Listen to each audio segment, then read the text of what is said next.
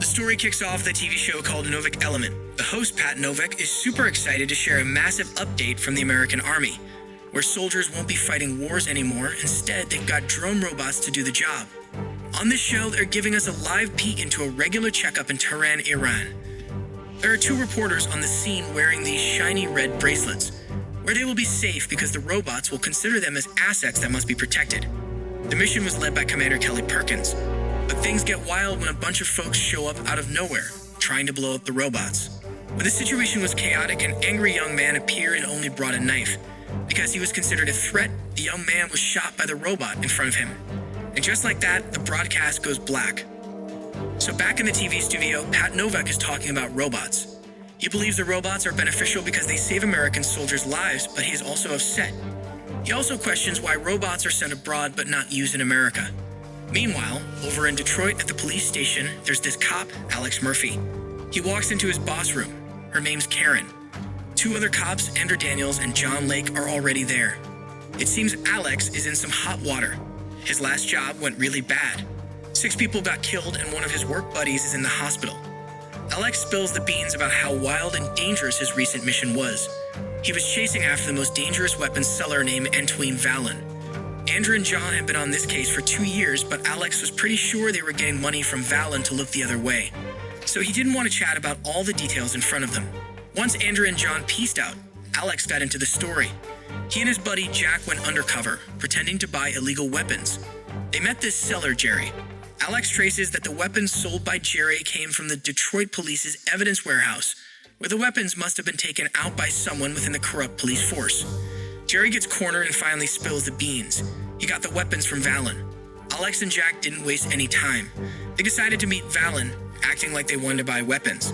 But just when things were getting interesting, Vallon's phone rang. Someone tipped him off that Alex and Jack were undercover cops. Things went south quickly. A big gunfight started. Alex took down a few of Vallon's guys, but Jack got hit in the chest and passed out. Karen wasn't happy as she told Alex off, saying he was being too reckless. Meanwhile, over in Washington, D.C., there was a heated meeting. Senator Dreyfus was super against using robots for safety in America, because robots do not understand the value of human life. Raymond Sellers, the head of the Omnicorp company, tried to make a point. He said his robots aren't like humans. They don't get mad, jealous, or tired. But Senator Dreyfus wasn't buying it. He explained that robots have no conscience and will not feel anything when they kill children on the street. That is why the majority of Americans reject the use of robots in the country. Back at the Omnicorp office, Sellers had a chat with his team. They saw enormous potential within America itself. They can generate $600 billion per year. But there was a hiccup. Some of the senators had taken their money, but that didn't change the fact that most folks didn't want armed robots on their streets. So Sellers had a wild idea. If society wants robots that have a conscience, they think about putting humans into machines. Inside Omnicorp's special rehab unit, the place is used as a place to manufacture cybernetic organs for amputee victims. Dr. Dennett Norton is helping out a patient who just got a new robot hand. Norton motivated his patient to return to playing the guitar. Apparently, his robotic hand was able to make him play the guitar fluently again. A few moments later, Sellers entered the room and invited Norton to talk alone. Sellers suggests using Norton's expertise to create humanoid robots for the Army. Norton wasn't so keen at first, but Sellers waved a tempting offer. Heaps of money for his research for 2 whole years. Plus, their work could end up saving tons of people. Elsewhere, Andrew and John are hanging out with Vallon. The rumors were true. These 2 cops were on Vallon's payroll, and since Vallon knew Alex was still breathing, he told his crew to sort Alex out. Back at the hospital, Alex stops by to see his buddy Jack, who's looking pretty rough. Outside, things go from bad to worse. Vallon's goons sneak a bomb under Alex's ride. Meanwhile, at the Omnicorp, Sellers and Dr. Norton are checking out a list of injured soldiers. They're thinking of giving these guys some robot upgrades. Norton is super picky about who he chooses. He really doesn't want anything to go wrong. That night, Alex heads home to his wife, Clara, and their kid, David. Clara is super stressed about the dangerous stuff Alex gets up to for work. As Alex is getting David settled into bed, his car alarm starts blaring. Rushing out to check. His car blows up and Alex is thrown back really hurt. The scene then moves inside Omnicorp's research room. Dr. Norton's talking to Clara. He breaks it down for her. Alex is super hurt, and it's looking pretty bad. But Omnicorp has this plan to help him. Clara, who had no other choice, finally agreed to save Alex's life. Fast forward 3 months, and we're in Omnicorp's robot-making place in China. Alex wakes up and he's super freaked out because he can't feel anything. Dr. Norton tries to chill him out, telling him to try walking. Alex is sure this is some wild dream. When he realizes that most of his body parts are gone, he freaks and bolts. He sprints out of the lab, passing a bunch of robots being put together. Not stopping there, Alex leaps over a fence and finds himself in the middle of massive rice fields. He just keeps going. Inside the factory, Norton orders his men to deactivate Alex, and knocked Alex immediately collapsed. Later in the lab, Norton shows what's left of Alex, just his head, heart, and lungs. It's intense, and Alex can't even see how different he now looks. Dr. Norton tells Alex that he's like this amazing gift. He's going to be a game changer, saving loads of lives. And his wife, Clara, is on board with all this because she truly cares for him. Alex then asks to contact with Clara. He reassures her he's okay and promises he'll be back home when this craziness is done. The next morning, Norton introduces Alex to Rick Mattox. Rick breaks down all the cool stuff about Alex's new robo-body. It's made of super tough metal. However, it can still be penetrated with heavy weapons of 50 caliber and above and fired continuously. And when he's in danger, weapons pop out from his feet. Alex tries out this mission thing in his mind. He's running the same mission as the robot next to him. But Alex's ability to act is slower when compared to a fully machined robot. Because he's still got the human touch, his feelings are kinda messing with his reactions. Bottom line, he's not as quick as the all-robot drone. Later that night, Alex digs into his own attack case and gets a big surprise. The Detroit cops don't think Valen had anything to do with it. And there's this online video of Andrew and John saying they didn't find any proof linking Valen to Alex's attack. Back at Omnicorp HQ, Sellers wasn't too pleased with Alex's performance. He was hoping for Alex to be on par with those super efficient drone robots. Morton chipped in, explaining that while Alex's system spots threats like the old robots, his decisions are all human, meaning his emotions are at the wheel. But Sellers wasn't having it. He told Norton to amp up Alex's skills so he could outdo the other robots. Morton heads back to the factory in China and performs surgery on Alex's head. He made modifications to Alex's level of consciousness when he was fighting. Meanwhile, some folks at the office showed Sellers a new design for Alex, hoping kids would dig it. But Sellers wasn't buying it. He wants Alex to be feared by his enemies. Sellers wants Alex's robot body to be painted black. It was showtime for Alex over at Omnicorp's test spot in China. Decked out in his shiny new black robot suit, he strutted out in front of a crowd of officials from Omnicorp. They were all eager to see if all their hard work on Alex's robot upgrade was worth it. For this big test, Alex was set to battle it out with Mattox and a bunch of Omnicorp's other robots. Mattox gave a heads up that while the robot's weapons weren't too powerful, his own weapon could seriously hurt Alex. So everyone knew this wasn't just a simple test run. The moment Alex switched to battle mode, it was like watching a totally different person. He was on fire, faster, sharper, and hitting all the right marks. From a distance, Sellers looked on, super impressed with the spectacle. Merton explains that under normal circumstances, Alex controls his robot body. However, if Alex enters combat mode, the software in his body takes over. To Alex, it feels like he's in the heat of the battle, but in reality, it's just his robot side taking charge. And Alex took out every single robot opponent. In the end, Alex was able to overthrow Mattox and electrocute him. That night, Alex found himself back in Detroit, USA, and decided to pop by his family's place with Norton by his side. Once inside, his wife and kids rushed to him, clearly having missed him a lot. His son David was hoping for some father-son baseball time, but Alex had to let him down gently. Because of his robot upgrades, he needed some special care and couldn't stay over. After leaving his family, Alex swung by Omnicorp's main office. He bunked into his buddy Jack, who looked way better after getting some rest and healing. Alex let Jack in on his new mission, to put Valen and his crew behind bars. Jack was all for it. Later, Alex headed down to the lab to chill in his designated spot. The next day, right outside Detroit's police station, the big crowd was buzzing, waiting to see the new police robot, Alex. Inside, Norton and his crew were super busy loading up all of Detroit Police's crime data from 2011 onwards into Alex. But just as they were wrapping things up, things went south. Alex started acting all weird when he stumbled upon some data about a super sketchy experiment. He just blanked out. The Omnicorp bosses were fuming and told Norton to get Alex sorted at all costs, since he was about to make his big public debut. Norton was in a real pickle, so he told his team to drain all the dopamine and adrenaline from Alex. Norton's right-hand man said that this would basically shut off Alex's feelings and awareness.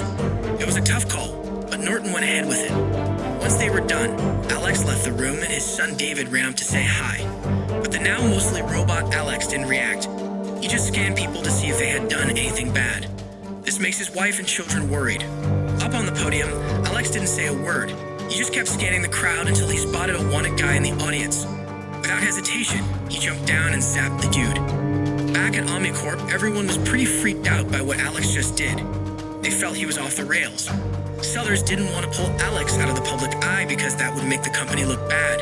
So, they just let him continue his cop gig in Detroit. Sellers told Norton to keep Alex and his wife separated for a bit. Norton had a chat with Clara. He told her the whole mess was because of some hormone glitch in Alex. Norton promised he would fix everything and asked Clara not to see Alex for a while. The next day, Alex showed up at the Detroit police ready to work. Jack tried chatting with him, but Alex was super distant, all because of the robot stuff taking over him. Hopping on his bike, Alex used city cameras to find his target. In no time, he nabbed this guy, which led him straight to a big-time drug boss. Alex zoomed over to the drug factory, took out the bad guys, and completely demolished the drug leader. In another place, Sellers tells Mattox to watch Alex closely. He lets Mattox control Alex's robotic body, worried Alex might go rogue one day.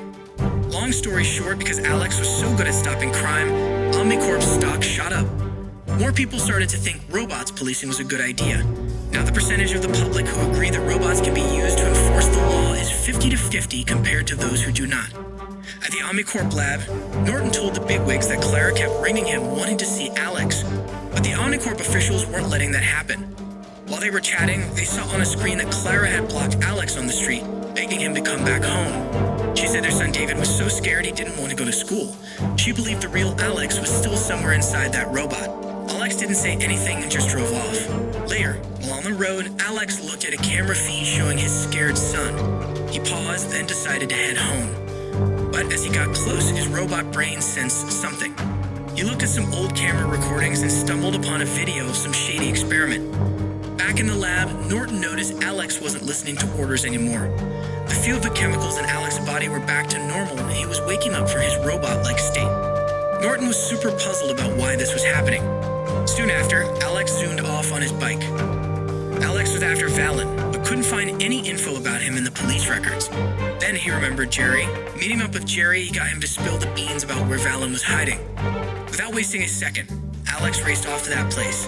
Valen, getting wind of Alex coming his way, prepared himself with 50 caliber heavy weapons capable of tearing Alex. Valen and his crew were all set. Not long after, Alex rode his bike straight into Valen's hideout. Guns started blazing everywhere. Thanks to Alex's fancy heat-sensing tech, he could spot his enemies and take them down one by one. Even though he got shot a bunch of times, Alex didn't stay down.